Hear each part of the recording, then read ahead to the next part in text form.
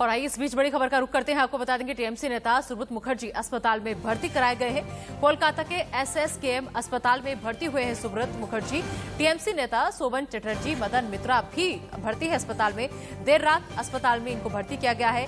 दरअसल हाईकोर्ट ने फिरहाद हाकिम समेत तीनों को जेल भेजा है। सीबीआई से जमानत मिल गई थी, लेकिन हाईकोर्ट ने तगड़ा झटका दिया और उसके बाद में इन लोगों को जेल भेजा गया था। और अब अहम खबर इस बीच ये आ रही है कि तबीयत जो है वो बिगड़ गई है। फिलहाल अस्पताल में भर्ती कराया गया है। तो नारदा केस में जेल में बंद टीएमसी के मंत्री सुब्रत मुखर्जी की तबीयत बिगड़ी है, उन्हें अस्पताल में भर्ती कराया गया है। तो नारदा स्टिंग ऑपरेशन मामले में सीबीआई ने गिरफ्तार किया था और गिरफ्तार किए गए ममता बनर्जी की सरकार में मंत्री और टीएमसी कांग्रेस के नेता सुब्रत मुखर्जी की तबीयत अचानक से खराब हो गई है। ऐसी खबरें सामने आ रही हैं। तो टीएम पुलिस की मौजूदगी में फिलहाल अस्पताल में भर्ती कराया गया है। कल सीबीआई ने इनको गिरफ्तार किया था। टीएमसी नेताओं की गिरफ्तारी के विरोध में कोलकाता सीबीआई दफ्तर के बाहर जबरदस्त विरोध देखने को मिला। समर्थकों ने भारी संख्या में दफ्तर के बाहर पहुंचकर प्रदर्शन किया। ये उस वक्त की तस्वीर है जिस वक्त समर्थन यहां पर पहुंचे थे सीबीआई दफ्तर के बाहर टीएमसी नेताओं की गिरफ्तारी के विरोध में, और जबरदस्त यहां पर इन लोगों ने विरोध किया। टीएमसी के समर्थक हैं ये।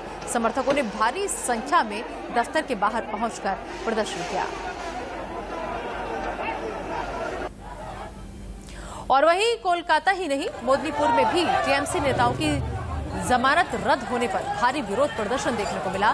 टीएमसी कार्यकर्ताओं ने काले झंडे के साथ नारदा केस में सुब्रत मुखर्जी, फिरहाद हाकिम, मदन मित्रा और शोभन चटर्जी की गिरफ्तारी का विरोध किया।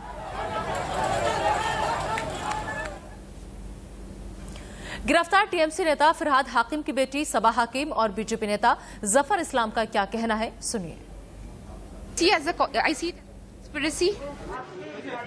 Modi ji and Mr. Amit Shah could not win Bengal democratically with votes, so they want to win it by arresting the most popular leaders, instigating people, creating conspiracies and trauma, and thus in that way, creating a presidential rule or something. They don't care about the COVID. They don't care lakhs of people are dying today in India. They care how can they overtake Bengal. They don't care about people. They never cared about the Gujarat riot people. They don't care about the COVID people now. And it is unfortunate that we the citizens of India chose him as the Prime Minister of India. CBI अपना काम करती है। वो क्या चाहती है कि CBI अपना काम ना करे, वो करप्शन करे और करप्शन करने वालों के साथ खड़ी रहे, सीबीआई के दफ्तर में जाके उनके साथ सहानुभूति दे, लेकिन सीबीआई अपना काम ना करे। भाई सीबीआई अपने इंडिपेंडेंट बॉडी अपने हिसाब से काम करती है, अपने दस्तावेज के बेसिस पे काम करती है। उसके पास जो इन्वेस्टिगेशन करने के बाद जो दस्तावेज आते हैं उसके बेसिस पे करती है, फाइंडिंग्स के बेसिस पे करती है, और साथ साथ उसको परमिशन है, गवर्नर ने परमिशन दिया है अरेस्ट करने का। ऐसे में ममता बनर्जी को चिंता नहीं वहां की जनता की, उनको चिंता है सिर्फ ये जो करप्ट लोगों की। टीएमसी नेताओं की गिरफ्तारी पर संजय राउत ने कहा कि बंगाल में चुनाव खत्म, बदले की राजनीति ना करें। और पीएम और साथ ही राउत ने कहा कि देश अभी भी कोरोना के संकट से उभरा नहीं है। नारदा केस में मुकुल रॉय, शुभेंदु की गिरफ्तारी भी हो।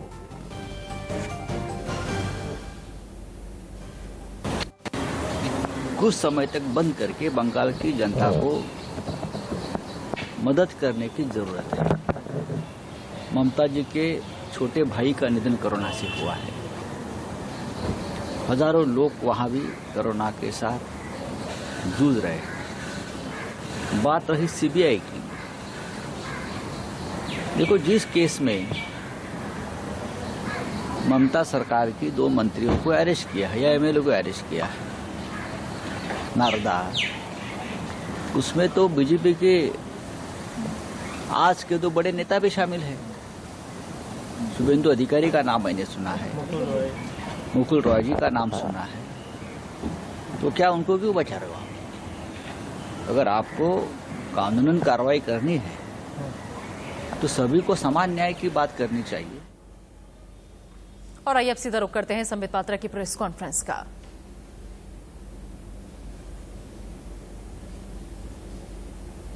लाइन में पढ़ता हूं file a case against the project in Delhi High Court and seek a stay on the project. In the panel discussions, call the project as Modi's personal house. और मैं एक डिबेटर हूं, मैं हर दिन डिबेट में जाता हूं पार्टी की तरफ से, और हर प्रवक्ता कांग्रेस पार्टी का यही कह रहा होता है, ये तो मोदी का घर है, ये तो मोदी का महल। और यही डिजाइन में लिखा हुआ है कि उसको मोदी का महल और मोदी का पैलेस और मोदी का घर बताइए। और बंधुगण, अंत में सबसे दुखद जो मुझे लगा, पैंडेमिक में धर्म के लिए कोई स्थान नहीं है, मगर जिस प्रकार से अंतिम पन्ने पर यह केवल धर्म के नाम पर राजनीति करने की कोशिश जो डिजाइन कांग्रेस पार्टी ने दिया है, concerning Narendra Modi and BJP on Covid mismanagement, the note provides resources to corner the Modi government and various BJP governments in the country. Number one, politicizing religion and allowing super spreader Kumbh. It is BJP's practice to communalize increasing susceptible Hindus for their own political gains. They allowed Kumbh Mela to happen in Haridwar. This could easily have been stopped. आप जानते हैं प्रधानमंत्री जी ने कहा था कि कुंभ में symbolism होना चाहिए, उसके बाद भी उन्होंने क्या कहा? It is important to keep using the term super spreader Kumbh to keep reminding the people that it is the Hindu politics of BJP that is causing so much of distress. International media has already tried to establish this. BJP नेता संबित पात्रा ने कांग्रेस पर corona को लेकर राजनीति करने का आरोप लगाते हुए कहा कि आपदा में राजनीति कर रही है कांग्रेस। साथ ही संबित पात्रा ने कहा कि कांग्रेस भ्रम फैला रही है, पीएम की छवि खराब करने की कोशिश कर रही है। लेख छपवाकर पीएम को बदनाम किया, यह कहना है। पीएम मोदी मंत्रियों को भी बदनाम करने की कोशिश कर रही है कांग्रेस। संबित पात्रा ने यह भी कहा, और क्या कुछ उन्होंने कहा, सुनिए। लास्ट लाइन में पढ़ता हूं, file a case against the project in Delhi High Court and seek a stay on the project. In the panel discussions, call the project as Modi's personal house. और मैं एक डिबेटर हूं, मैं हर दिन debate में जाता हूं पार्टी की तरफ से, और हर प्रवक्ता कांग्रेस पार्टी का यही कह रहा होता है, ये तो मोदी का घर है, ये तो मोदी का महल।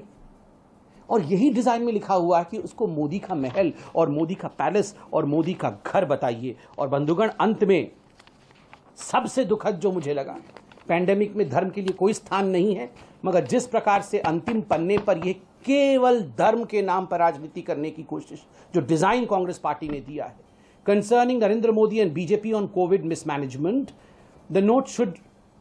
the note provides resources to corner the Modi government and various BJP governments in the country. Number one, politicizing religion and allowing super spreader Kumbh.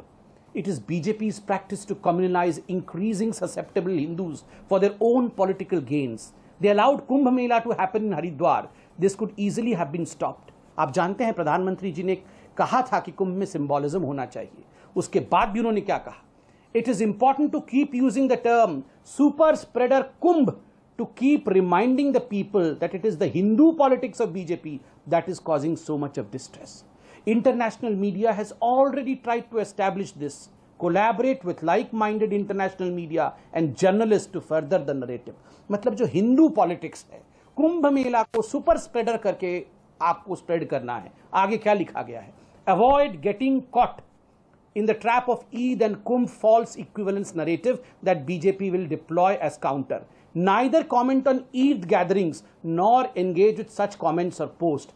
Our non-party office bearers and supporters can be encouraged to use social media posts to highlight by carefully using pictures that Kumbh is a show of political power in name of religion, while Eid is a gathering of happy social gathering of families and communities. कुंभ और ईद में जिस प्रकार की comparison करके धर्म को अपमानित और बदनाम करने की कोशिश कांग्रेस पार्टी ने किया है, मैं इसमें कोई हिंदू मुस्लिम राजनीति नहीं करूंगा, क्योंकि आज हिंदू मुस्लिम सभी सफर कर रहे हैं और सबका साथ, सबके विकास और विश्वास के साथ ही देश आगे बढ़ सकता है। मगर कांग्रेस पार्टी जिस प्रकार की राजनीति, आप कुंभ को बदनाम करिए और ईद के विषय में कुछ मत कहिए, इस प्रकार की सोच हो सकती है किसी की? इस प्रकार का डिजाइन? राहुल गांधी, आप रोज सुबह जो ट्वीट करते हैं, we have with us today the source of the tweets, we have with us the source, जो नकारात्मक राजनीति आप फैलाते हैं वेंटिलेटर को लेकर, वैक्सीन को लेकर, मैनेजमेंट को लेकर, आज वो सोर्स हमारे पास है। बहुत दुख के साथ हमें कहना पड़ रहा है कि this vulture politics of Congress की, जो गिद्धों की राजनीति है कांग्रेस की, आज वो संपूर्ण रूप से उजागर हो गया है। We want answers from both Sonia Gandhi and Rahul Gandhi. हमें सोनिया जी से तो सुमित पात्रा को आप सुन रहे थे, जो लगातार कांग्रेस पर हमलावर थे। उनका साफ कहना है कि कांग्रेस जो है देश में भ्रम फैलाने की स्थिति पैदा कर रही है। कांग्रेस प्रधानमंत्री नरेंद्र मोदी की छवि खराब कर रही है। चलिए आगे बढ़ते हैं और करते हैं दूसरी बड़ी खबर का। कोरोना को लेकर एक्शन में प्रधानमंत्री नरेंद्र मोदी। आपको बता दें कि 10 राज्यों के डीएम के साथ फिलहाल संवाद कर रहे हैं। बैठक में गृह मंत्री अमित शाह भी मौजूद हैं। 10 राज्यों के सीएम भी पीएम की इस बैठक में मौजूद हैं। वीडियो कॉन्फ्रेंसिंग के जरिए ये बैठक हो रही है। तो कोरोना को लेकर आज प्रधानमंत्री नरेंद्र मोदी 10 राज्यों के डीएम के साथ संवाद कर रहे हैं और इस बैठक का हिस्सा गृह मंत्री अमित शाह भी बने हैं। इनके अलावा 10 राज्यों के सीएम भी पीएम की इस बैठक में मौजूद हैं। फिलहाल वीडियो कॉन्फ्रेंसिंग के जरिए ये बैठक हो रही है।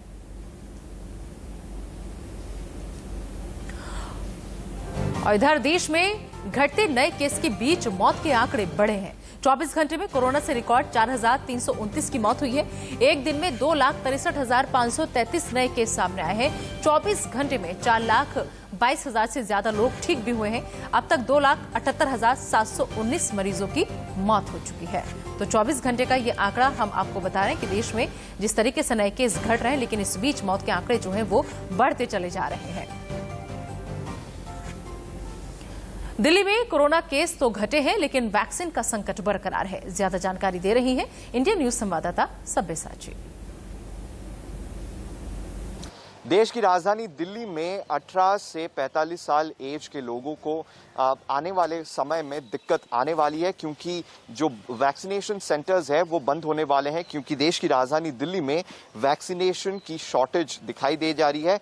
जहां पे जो राज्य सरकार आम आदमी पार्टी ने कहा था कि फिलहाल दिल्ली में वैक्सीनेशन की शॉर्टेज है और 18 से 45 साल के जो एज ग्रुप है उस एज ग्रुप में सिर्फ 3 दिन का वैक्सीनेशन ही बचा हुआ है। सो आने वाले 3 दिनों के बाद अगर वैक्सीनेशन नहीं आता है तो और भी सारे वैक्सीनेशन सेंटर बंद हो सकते हैं। और अगर 45 साल के ऊपर की बात करें तो आने वाले वक्त में इस एज कैटेगरी में दिक्कत आने वाली है, क्योंकि वैक्सीनेशंस ठीक तरीके से देश की राजधानी दिल्ली में नहीं आ रही है। और एक तरीके का जंग लगा हुआ है राज्य सरकार और केंद्र सरकार में, जहां पे राज्य सरकार लगातार ये मांग करी है कि ज़्यादा से ज़्यादा वैक्सीनेशन प्रोवाइड किए जाए जल्द से जल्द, क्योंकि अब दिल्ली में जो देखा गया था कोरोना वायरस का जो सेकेंड वेव था सबसे खतरनाक था। हालांकि जो केसेस है वो कम होते नजर आ रहे हैं। पॉजिटिविटी रेट 10% के नीचे आ चुका है, बट वैक्सीनेशन ड्राइव जिस हिसाब से चल रहा था कहीं ना कहीं उस पर हॉल्ट आ चुका है। आपको ये तस्वीरें दिखाते इस समय मैं दक्षिण दिल्ली के एक वैक्सीनेशन सेंटर में खड़ा हूं, जहां पे आप देख सकते हैं कि लोग आ रहे हैं वैक्सीनेशन प्रोसेस के लिए। और दिल्ली सरकार ने ये वैक्सीनेशन ड्राइव भी शुरू किया है, जहां पे जो आम जनता है वो अपने आधार कार्ड के साथ आके भी वैक्सीनेशन करा सकती है। ये स्पेसिफिकली शुरू किया गया है जिनके पास स्मार्टफोन या इंटरनेट की एक्सेस नहीं है, जिनको रजिस्ट्रेशन करने में दिक्कत आ रही है, तो उनके लिए कोई भी राज्य सरकार की जो गवर्नमेंट स्कूल्स है वहां पे जाके वो अपने आप को वैक्सीनेट करा सकते हैं। कैमरा पर्सन पवन चौधरी के साथ Sabyasachi Roy Chaudhary, India news Delhi. Corona के खिलाफ जंग में पूरा देश उतरा हुआ है। ऐसे में हरियाणा प्रदेश में वैक्सीनेशन जो है वो बादस्तूर जारी। आप देख सकते हैं यहाँ पर 45 प्लस अब एज के लिए जो है कोवैक्सीन सेकेंड डोज जो है उसकी प्रक्रिया अंदर चल रही है। आप देख सकते हैं कि यहाँ पर तैयारी जो है वो इंजेक्शन की जा रही है। इसी तरह से हरियाणा के अलग अलग जो सेंटर्स बनाए गए हैं वहाँ पर 18 प्लस और 45 प्लस कैटेगरी के लिए जो है वो अलग अलग सेंटर्स हैं। तो ये जो सेंटर 12A इस समय हम मौजूद है पंचकुला के, वहाँ पर 45 प्लस कैटेगरी के लिए कोवैक्सीन का सेकेंड डोज जो है वो दिया जा रहा है। आप देख सकते हैं तमाम ये फ्रंटलाइन वॉरियर्स जो हेल्थ वर्कर्स हैं ये जो है लगातार बादस्तूर जो है इस टीकाकरण प्रक्रिया को जो है वो आगे बढ़ाए हुए हैं। वहीं आप बाहर की तस्वीरें भी हम आपको दिखाएंगे कि किस तरह से जो लोग हैं वो कतारबद्ध तरीके से अपने इस जो जैब के लिए जो है वो यहाँ पर इंतज़ार कर रहे हैं और टीकाकरण की प्रक्रिया जो है वो लगातार चल रही है। ऐसी परिस्थिति में जहाँ पर कई प्रदेश जो हैं वो वैक्सीन की किल्लत से जूझ रहे हैं, हरियाणा की ओर से जो है और 50 लाख डोजेज जो हैं वो मांगे गए हैं और उनके ऑर्डर किए गए हैं कि जल्द से जल्द टीकाकरण की प्रक्रिया जो है उसे पूरा किया जा सके। इसी परिस्थिति में अगर बात करें केसेस जो हैं जो लगातार बढ़ रहे थे उनमें भी डिक्लाइन देखने को मिला है। कल के दिन की अगर बात करें तो केसेस जो हैं वो कम हुए हैं और ऐसी परिस्थिति में अलग अलग अगर बात करें कदम जो है वो उठाए जा रहे हैं और खासा उत्साह 18 प्लस हो या 45 प्लस कैटेगरीज हो, वैक्सीनेशन को लेकर खासा उत्साह जो है वो पंचकुला के अलग अलग सेंटर्स पर देखने को मिल रहा है। कैमरा पर्सन शशांक के साथ विपिन परमार, इंडिया न्यूज पंचकुला। फिलहाल रुक रहे हैं यहाँ पर एक छोटे से ब्रेक के लिए, लेकिन आप बने रहिए इंडिया न्यूज के साथ।